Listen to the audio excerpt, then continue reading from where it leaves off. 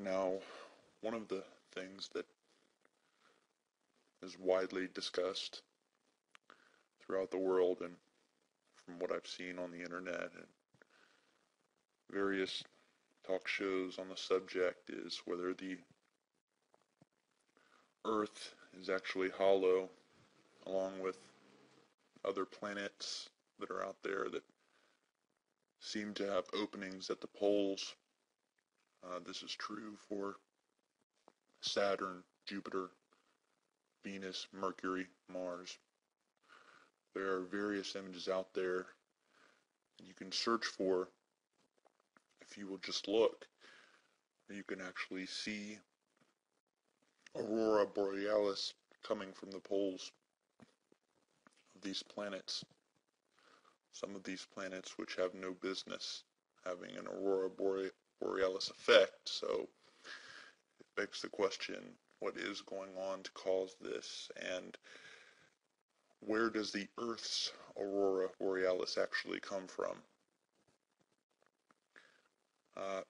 To put it in simplest terms, and this is verified, and it may be hard to believe, although it is true, once you do the work that I've done and others like me have done, you will soon find out that a lot of the things you used to think could never be deemed as real or nothing more than fiction turn out to be in fact real. And it seems that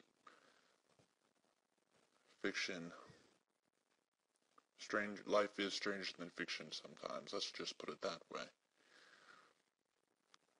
The aurora borealis of Earth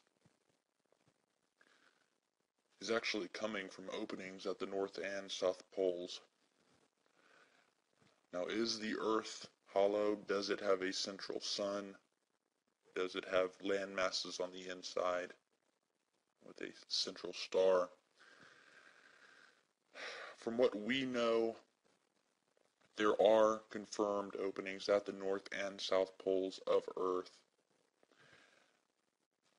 General Byrd in the 50s flew a mission to one of the poles. It is documented.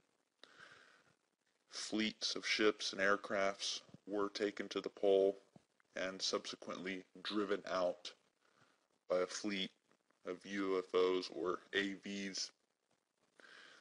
We established that there was an alien presence coming from these openings at the poles. As far as the government is concerned, we don't believe that there is a central star inside the Earth and that the Earth is hollow. However, we do believe that there are many underground passageways and an underground presence of extraterrestrial life that goes down up to 20 miles beneath the surface of the Earth, with the two poles, the North and South Poles, being the main entrances of where these UFOs and ET beings come out of. We believe that they have been there for at least thousands of years and have set up some sort of underground community.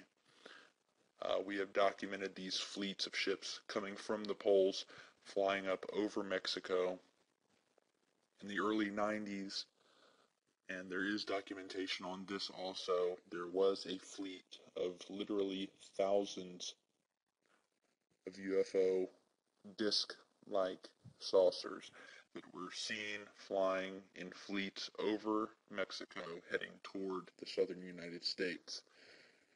Now, our Air Force, as well as the Air Force from Canada and a few other departments and countries from South America also, were scrambled to intercept these saucers, and we were able to drive these saucers back to the southern pole from which they came.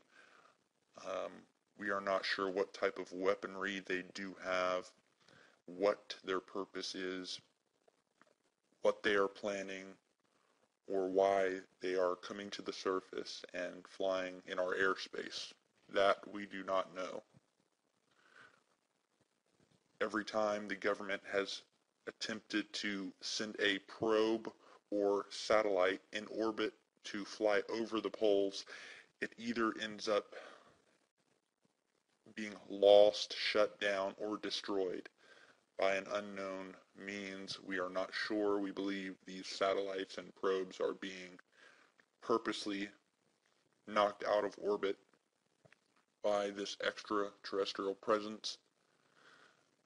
We have sent spy planes as well as drones, the same types of drones that are used in Iraq and Afghanistan to fly over the poles. And from what we can see, the closest point at the pole right near the opening, the surrounding area for about 50 miles is completely warm. It is 80 degrees Fahrenheit. It is warm. There's vegetation. There is grass. There are mountains. It is not the horribly cold terrain that the rest of the North and South Poles are known for.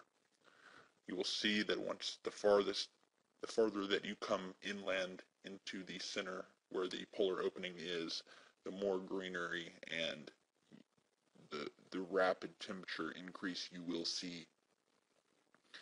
So there is a definite reason for the openings of these entrances at the poles. There is something that is heating those entrances and heating the surrounding area.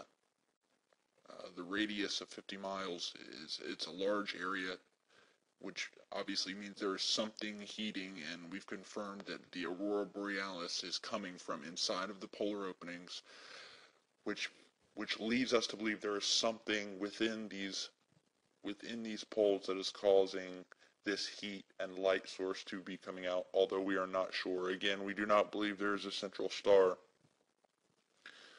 due to the common laws of gravity. However, I have been briefed, and it's basically on a need-to-know basis. However, what I have heard is that what we know as gravity is not correct. What we have found out that gravity does not come from the mass of the planet and the gravity of the planet. What we have found that gravity is actually magnetic and is actually created through the energy of the sun, from the magnetic properties of the light coming from the sun is actually what creates gravity as we know it and holds us onto the planet.